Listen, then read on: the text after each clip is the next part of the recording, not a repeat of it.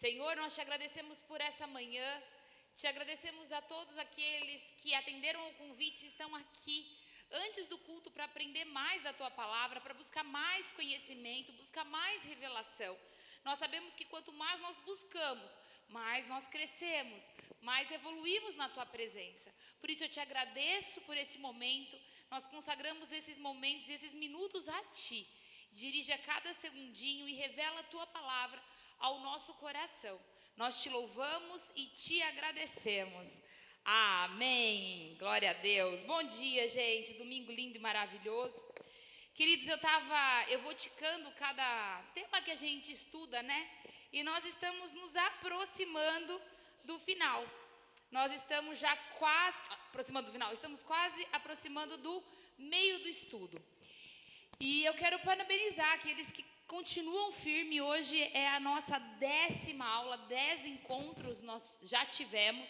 Na verdade foram 11 encontros, mas é engraçado como todo mundo começa muito fervoroso, né? As pessoas elas começam muito empolgadas, entusiasmadas, e geralmente quando chega na metade do caminho ou um pouquinho disso, elas param. As pessoas, no geral, elas tendem a nunca finalizar o que começa. E aí eu estava refletindo, é difícil estar aqui? Gente, é óbvio que é difícil estar aqui. Hoje eu queria dormir, eu fui dormir às 2 horas da manhã e acordei às 5. Mas eu me propus estar aqui todos os domingos. A minha vida, gente, ela não é fácil. A minha vida, ela é pauleira. Agora com terapias do Rafa, mais trabalho. E toda semana, gente, para montar uma aula dessa, não é pouco tempo que eu fico, porque eu não sei esse assunto, né?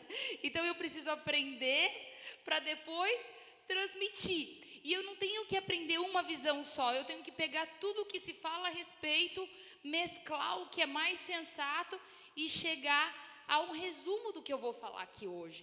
Então tudo na vida requer esforço. Mas por que eu estou falando isso para vocês? Eu estou falando isso para vocês porque a palavra de Deus nos garante que quem estuda o Apocalipse é bem-aventurado. Então, se você está aqui e chegou até o meio do nosso estudo, sem faltar, sabe? E assim, se precisei faltar, mas escutou no YouTube, veio buscar a folhinha e estudou. Queridos, você é bem-aventurado e Deus olha o teu esforço. Deus, Ele vai te retribuir, você vai ser abençoado por isso. Sabe que está chegando o Adriano? O Adriano, gente, não dorme à noite, ele vem virado e está aqui. E o desespero dele nas aulas que ele perde é muito notório, sabe? Então, assim, o sacrifício de cada um é válido. Se você não desistiu, queridos, parabéns, amém? E vamos continuar firme até o final. Então, olha o quanto a gente já viu. Na primeira aula, eu dei esse panorama aqui para vocês. Esse panorama é muito legal, porque depois você vai bater o olho nisso aqui e você vai saber o que cada capítulo significa, o que cada coisa fala. O Bruno, certa vez, um mês atrás, 2 meses atrás, ele chegou para mim e fez uma pergunta do que a gente estudou na última aula que eu dei, não da Paula, a da minha, dos remidos, dos 144 mil, quem eram aqueles e tal. Gente, o Apocalipse não dá para você pegar um pedacinho e tentar entender. O Apocalipse você tem que entender o panorama geral para entender o versículo. Não adianta você pegar um pedaço e tentar estudar. Tem que ser da forma que a gente está fazendo. Pode trocar a bateria.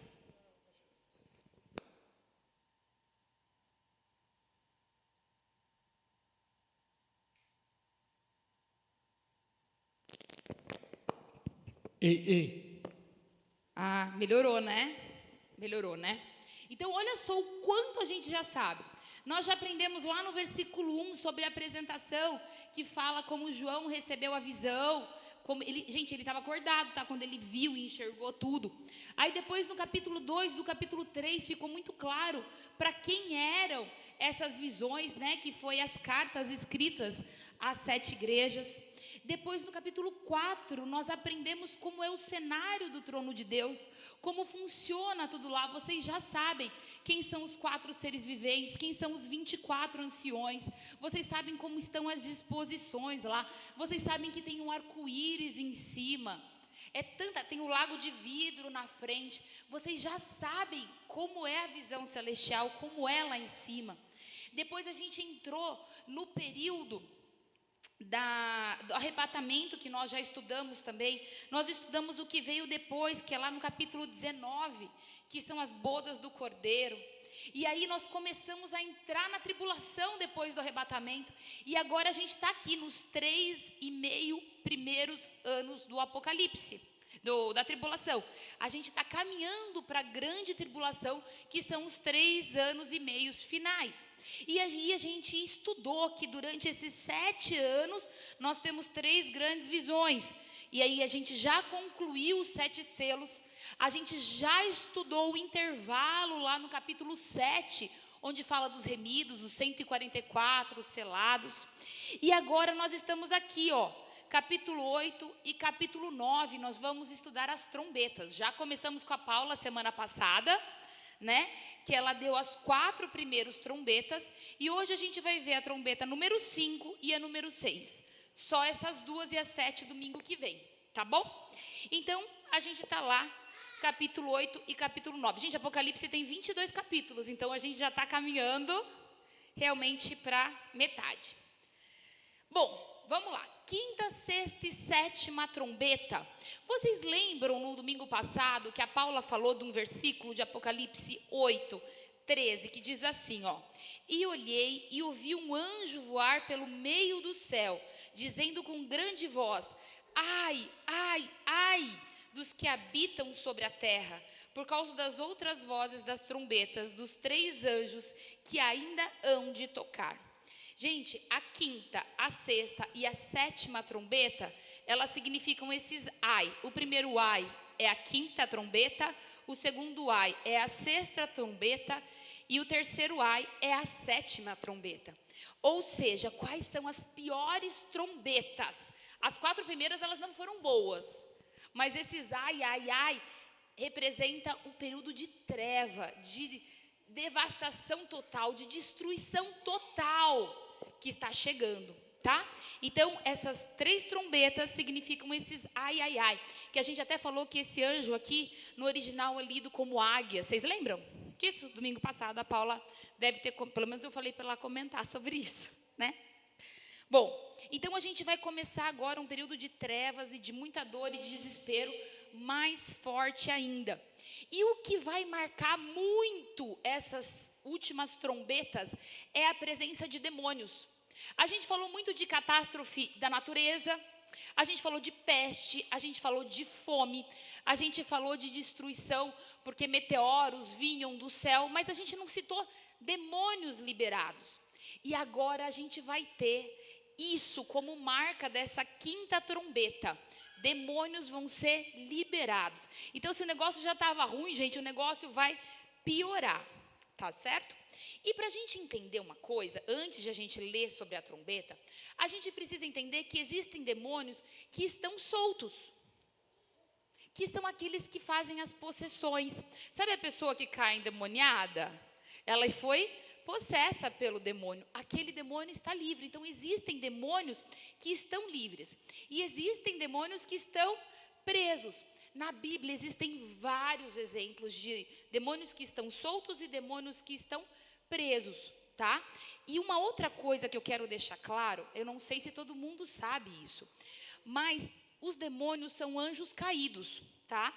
A princípio, todos eram anjos, e quando o diabo, ou seja, Lúcifer, se rebelou, ele não se rebelou sozinho. Ele trouxe uma parte bem grande dos anjos junto com ele. Então, os demônios, uma vez, foram anjos bons que se tornaram anjos ruins, porque acompanharam Lúcifer, tá? Então, às vezes, você lê a palavra anjo aqui. Não, mas, Fernanda, peraí, anjo não é uma coisa boa? Não é um ser angelical, celestial? Não é um ser divino? Gente, anjos que se rebelaram, eles continuam sendo anjos, só que são anjos que se tornaram demônios, que se tornaram maus, tá certo? Então, não confunda a palavra anjo, nem todo anjo é bom, nem todo anjinho é anjinho, né? Bom, então olha só, lá em Lucas 4:34, nós temos o exemplo de um demônio que está solto por aí, que diz assim, ó. Nossa, 4:34 não, é 4:33. 33 e 34. Só que aí eu só coloquei o 33 aqui, que é o 33 que nos interessa. Na sinagoga havia um homem possesso de um demônio, de um espírito imundo. Então aqui a gente vê um caso de possessão maligna, né? Então um demônio que estava solto, um capeta que estava solto, que incorporou. Já em Judas 1:6, a gente vê o exemplo de um anjo que caiu, né? Um anjo que se converteu ao diabo, que está preso. Olha o que fala lá. E aos anjos que não conservaram suas posições de autoridade, mas abandonaram sua própria morada, ele os tem guardado em trevas, presos, concorrentes eternas para o juízo do grande dia. Então, esses demônios aqui, eles estão presos onde? Gente, no inferno, tá? Isso quer dizer, se a pessoa está presa... Oi, Marildo? Não? Você que estava falando comigo. Então, tem demônios que estão presos lá no Hades mesmo, no inferno, tá? E aí, você pode também, só antes de a gente continuar, eu quero localizar as coisas para vocês. Nós sabemos, gente, que o céu está no céu mesmo, tá? O céu está lá no céu. E os teólogos afirmam que o inferno, ele realmente está na terra, mas ele está aqui ele chama poço do abismo, tá? Poço do abismo aparece 9 vezes na Bíblia, e esse poço do abismo, ele fica no meio mesmo, fica lá embaixo, tá? Fica como se fosse no centro da terra. Essa é a localização que os teólogos, quase que unânimes, defendem, que o inferno está aqui embaixo, lá no miolinho do planeta Terra, tá bom? E ele tem uma porta, vocês sabiam que tem uma porta? Ele está fechado, agora ele está fechado, mas ele vai ser aberto. E ele vai ser aberto agora. Vamos estudar então? Quinta trombeta, que representa o primeiro ai de Apocalipse 8:13. E está lá escrito de Apocalipse 9, do versículo 1 ao versículo 12. A gente vai falar sobre essa quinta trombeta. E vamos versículo por versículo, gente. Vai acompanhando comigo aí na folhinha. Tá joia? Versículo 1 do capítulo 9. E o quinto anjo tocou a trombeta, e viu uma estrela que do céu caiu na terra, e foi-lhe dada a chave do poço do abismo. Então aqui está falando que tocou a trombeta, o anjo tocou a trombeta, e João viu, né, foi avistado uma estrela do céu que caiu na terra. Que estrela é essa que estava no céu e caiu na terra? A gente encontra a resposta. Lá em Isaías 14... Gente, não é só isso aqui também não, eu coloquei 2, mas se você for estudar tem vários, tá?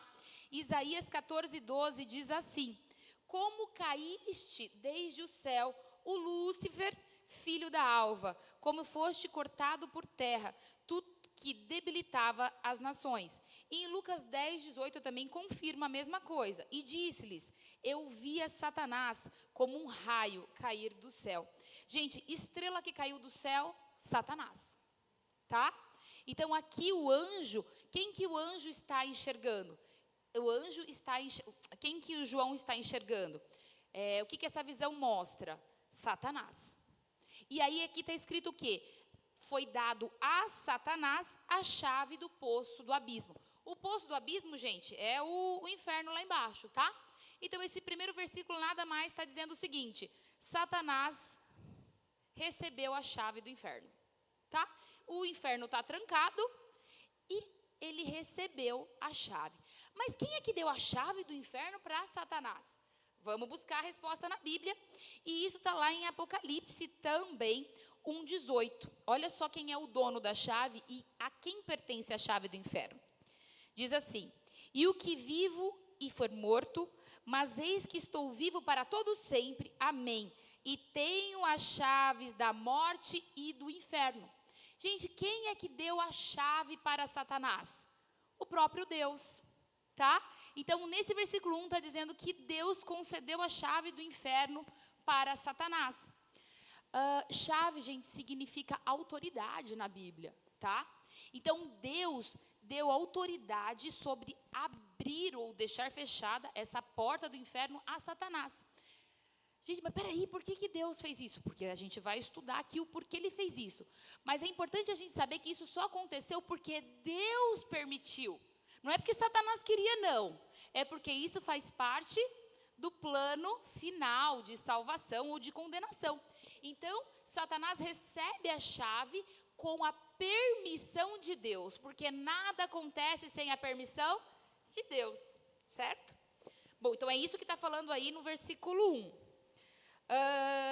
Vamos lá, versículo 2. E abriu o poço do abismo, ou seja, Satanás pega essa chave e ele abre o poço do abismo. Gente, ele abre a porta do inferno. A terra já estava um inferno. Você imagina quando a porta do inferno verdadeiro é aberta, o que não vai acontecer? E subiu fumaça do poço, como a fumaça de uma grande fornalha. Gente, é quente o inferno, é quente o inferno mesmo, viu? Olha só, quando abriu de lá uma fumaça enorme de uma grande fornalha. E com a fumaça do poço, escureceu-se o sol e o ar. Gente, Satanás traz o quê? Trevas. Trevas significa o quê? Escuridão. A escuridão, as trevas, vai estar liberada para tomar conta da terra. Nesse momento, todos os anjos caídos, todos os demônios, eles são libertados, eles são liberados para vir agir aqui na terra, com a permissão de Deus, tá? Então aqui, a terra se torna realmente, esse trevas escura, ele está se referindo ao poder maligno que vai imperar aqui nessa época, tá? Com a permissão dele, lembrando disso. Versículo 3. E da fumaça vieram gafanhotos sobre a terra, e foi-lhes dado poder como o poder que tem os escorpiões da terra. E foi-lhes dito que não fizessem dano à erva da terra, nem a verdura alguma, nem a árvore alguma, mas somente aos homens que não têm na sua testa o selo de Deus. Então, gente, quando aquela fumaça sai aqui da terra, e aqueles demônios começam a sair, sai essa criatura que a gente vai ver a descrição dela mais para frente, mas era como se fosse escorpiões, que eram gafanhotos, e depois vocês vão ver que é um ser muito confuso. Então eles saem do inferno, e eles não têm a permissão de destruir natureza. Não é para destruir, porque vocês lembram que antes foi destruído o mar, a água se tornou ruim, se tornou amarga, né? Vocês lembram nas outras trombetas e tal. Nos outros selos a gente teve a destruição também. Agora, nessa trombeta, não é para destruir vegetação. É para destruir quem? O homem. É para ir picar e atormentar o homem. Só que olha que engraçado, como termina esse versículo 14. Mas somente aos homens que não têm na sua testa o selo de Deus. Aqui, mais uma vez, Deus mostra a proteção para aqueles que se renderam a Ele. Aos 144 mil e aqueles que aceitaram, então tentando sobreviver até Ele vir pela segunda vez e levar os salvos. Então, aqueles que são salvos, eles não vão ser tocados. Mas aqueles que não reconheceram, eles vão ser atormentados. E atormentado muito. Por quem? Por esses demônios que foram liberados. Esses gafanhotos, vocês prestaram atenção que eles saíram lá do inferno. Eles saíram lá das profundezas do poço do abismo. Bom, versículo 5. E foi-lhes permitido não que os matassem, mas que por 5 meses os atormentassem, e o seu tormento era semelhante ao tormento do escorpião, quando fere o homem. Gente, olha que interessante. Essa trombeta não é para a morte, é para o tormento, é para sofrimento mesmo. Não é permitido o homem morrer. Ou você não vai matar, você vai atormentar. Isso aqui não é para a morte, não. Ou seja, você vai ficar sofrendo, ó. E ele coloca o tempo, 5 meses. 5 meses essa trombeta vai funcionar. 5 meses de tormento. Aí você vai falar para mim, aí vamos no versículo 6, que aí eu vou falar. E naqueles dias os homens buscarão a morte e não a acharão. E desejarão morrer, e a morte fará o quê? Fugirá deles. Então, assim, a tormenta vai ser tão grande, gente, mas vai ser tão grande, vai ser um nível de sofrimento tão absurdo, que todos vão querer morrer. E eles vão até tentar morrer, mas eles não vão conseguir morrer. Aí vocês perguntam, Fernanda, mas é literal isso? Não vai ter morte nesse período? Existe um teólogo que ele é muito respeitado e ele é muito bom, assim, a maioria das coisas que eu falo aqui e daqueles teólogos de quem eu leio a respeito, esse cara tem um respeito absurdo, ele é um dos maiores estudiosos sobre esse tema, que é o Charles Haier. Ele, está escrito aí. E ele defende que sim, tá? Ele fala com todas as letras que é literal, Ah, mas e se a pessoa, dele dá até um exemplo, se a pessoa der um tiro na cabeça, ela vai ficar agonizando lá 5 meses. Mas Deus diz que não vai ter morte nesse período, que vai ser um período de dor e sofrimento, e que você vai desejar morrer e você não vai conseguir morrer. Então, ele acredita, o Lamartine também acredita que é literal, tá? Se é literal mesmo, a gente vai saber, lá do céu a gente vai assistir, né? Que a gente não vai estar lá, mas acreditamos que não vai haver morte esses 5 meses, tá certo? Bom, versículo 7. E agora, do versículo 7 ao versículo 10, é uma descrição como é esse bicho que vai atormentar a galera, tá? Então, do versículo 7 ao 10, olha só como João descreve esse atormentador. E o parecer dos gafanhotos era semelhante ao de cavalos aparelhados para a guerra, e sobre as suas cabeças havia umas com coroas semelhantes ao ouro, e os seus rostos eram como rostos de homem, e tinham cabelos como cabelos de mulheres, e os seus dentes eram como de leões, e tinham couraças como couraças de ferro, e o ruído das suas asas era como o ruído dos carros. Quantos muitos cavalos correm ao combate, e tinha caudas semelhantes às dos escorpiões, e aguilhões nas caudas, e o seu poder era para danificar os homens por 5 meses. Gente, por que é demônio? Porque vocês conhecem um ser parecido com isso? Existe algum bicho hoje que vai ficar encapetado, que vai causar isso? Não existe nem nada vivo na Terra que se assemelhe a uma descrição dessa, porque é uma descrição muito maluca, né? Eu acho que não dá nem para desenhar um bicho desse. Então, isso aqui nada mais é do que um demônio. Que ele viu esse demônio que saiu lá no abismo, que está vindo para atormentar quem não aceitou a Cristo, e ele descreve esse demônio com essa aparência. Então, esses versículos é só para descrever como é esse ser atormentador, que nós acreditamos ser os demônios. Tá certo? Versículo 11. E tinham sobre si rei, o anjo do abismo, que em hebreu era o seu nome Abaddon e em grego Apolion. Então, quer dizer que esses demônios, eles tinham um rei, né, um rei do abismo, que a gente sabe que é Satanás, e Abaddon e Apolion, eles têm o mesmo significado, que significa destruição, certo? Bom, e aí no versículo 12, a gente termina esses 5 meses, a gente termina essa 5ª trombeta e diz assim: passado é já um ai, e eis que depois disso vem ainda mais 2 ais. Gente, 5 meses de sofrimento, a pessoa já não aguenta mais, e vai vir coisa pior, certo? Entendido a 5ª trombeta, gente? Beleza? Vamos para a 6ª trombeta, então. O segundo ai, e aí a gente encontra essa 6ª trombeta de Apocalipse 13 a Apocalipse 19. Diz assim o versículo 13.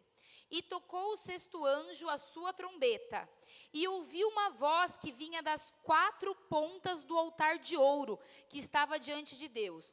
Então, nesse versículo, a gente lê que a 6ª trombeta toca, e uma voz que vem lá do céu vai falar. E é o que ela diz? A qual dizia o 6º anjo, que tinha a trombeta: solta os 4 anjos que estão presos junto ao grande rio Eufrates. Então aqui a gente lê que esse rio Eufrates existe, a gente já vai falar sobre ele. E provavelmente vocês já ouviram falar, né, que a gente fala muito do rio Tigre, Eufrates e tal. Bom, existem 4 anjos, gente, capeta, tá? É anjo mau, não é anjo bom. E esses 4 anjos, eles atualmente estão presos, sem poder agir, lá no rio Eufrates. E essa trombeta, com ordem de Deus, vai liberar esses 4 anjos, tá? Então, onde está esse rio Eufrates? Esse rio Eufrates, Ele está lá no Oriente Médio, ele é super importante para o Oriente Médio hoje, e ele corta a Turquia, a Síria e o Iraque. Então, ele é um rio muito extenso, tá? Bom, uma coisa muito interessante é que o Jardim do Éden, ele era localizado exatamente nessa região. Vocês sabiam disso? Era exatamente nessa região. Então, olha só, onde se iniciou tudo lá no Jardim do Éden, é provavelmente onde tudo vai se findar. Porque aqui a gente já está caminhando por um Armagedon, aqui a gente já está caminhando para as coisas finais, para a grande tribulação. Então, o Jardim do Éden ele era localizado nessa região. E outra coisa interessante é que existe uma barragem na Turquia, e essa barragem, a gente... Oi, amor!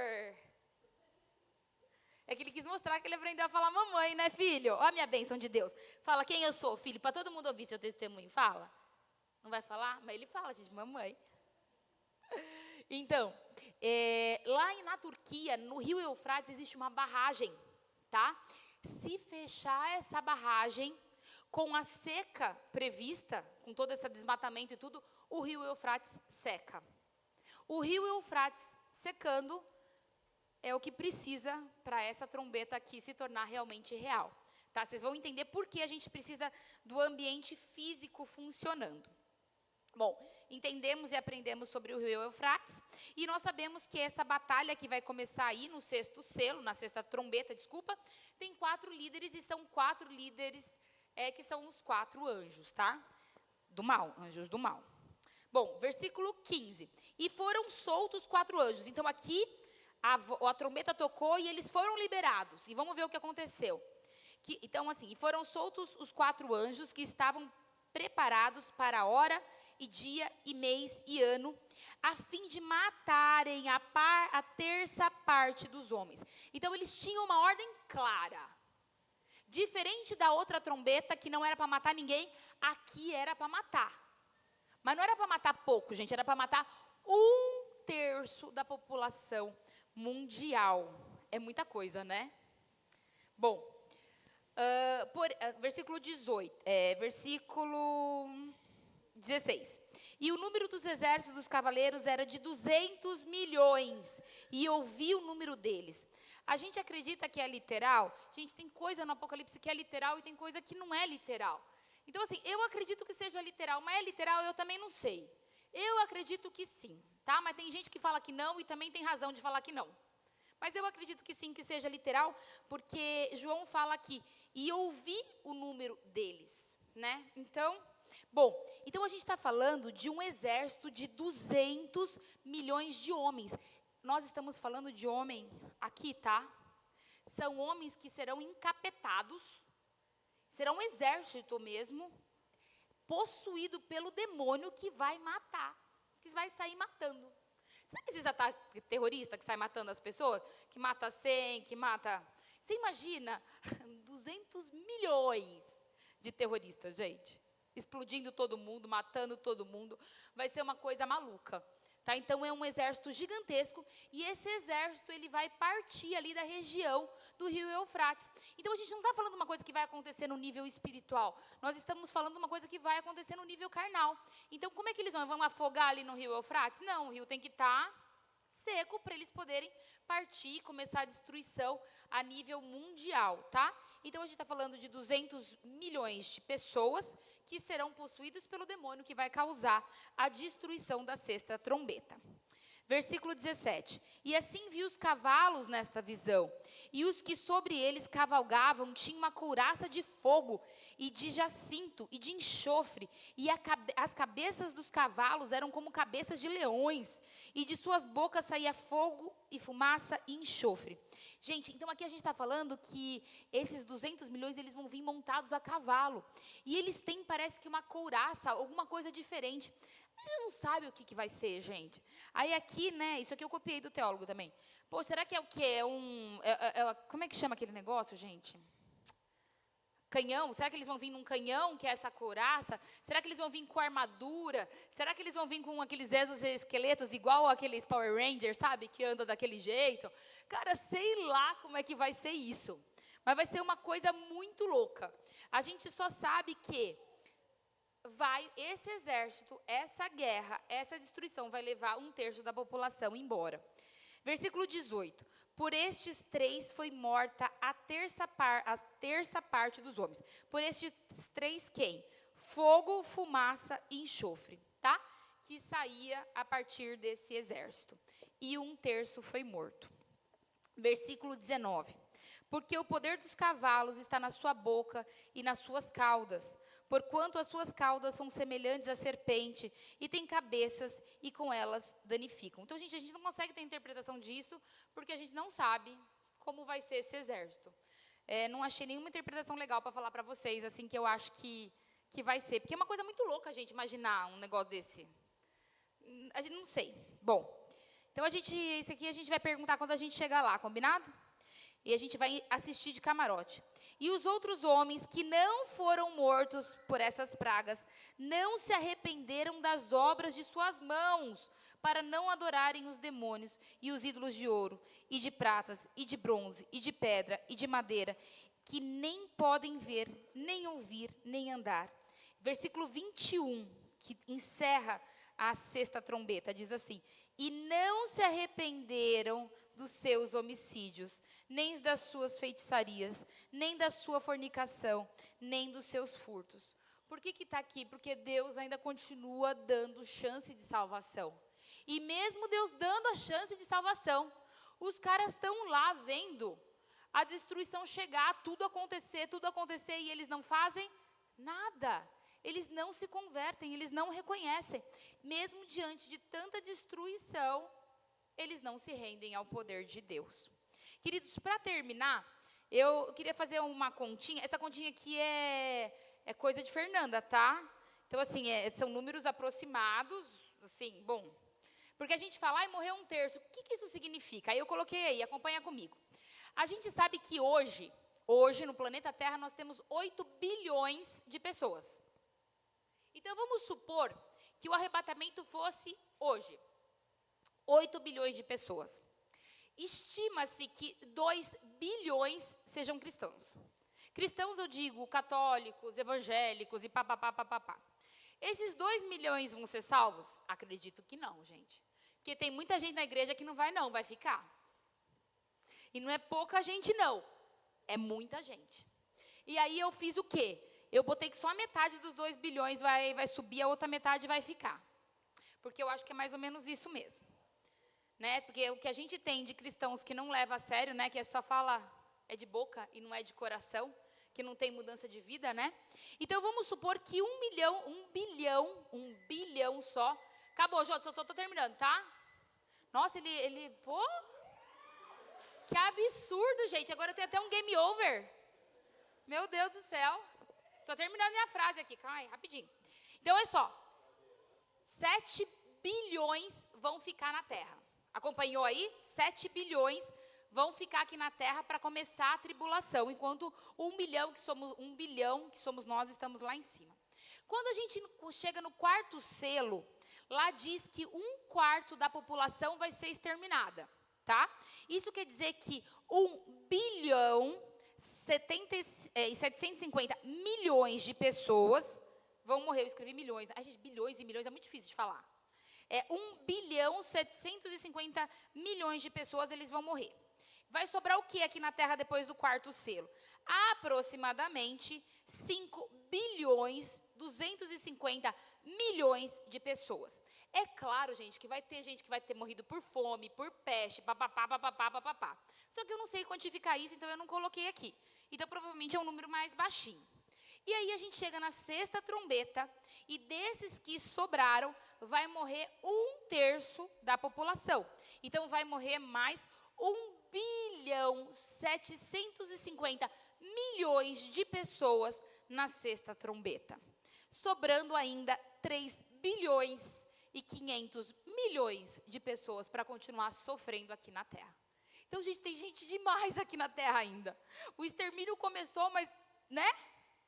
Tem muita gente aqui ainda na Terra, tá?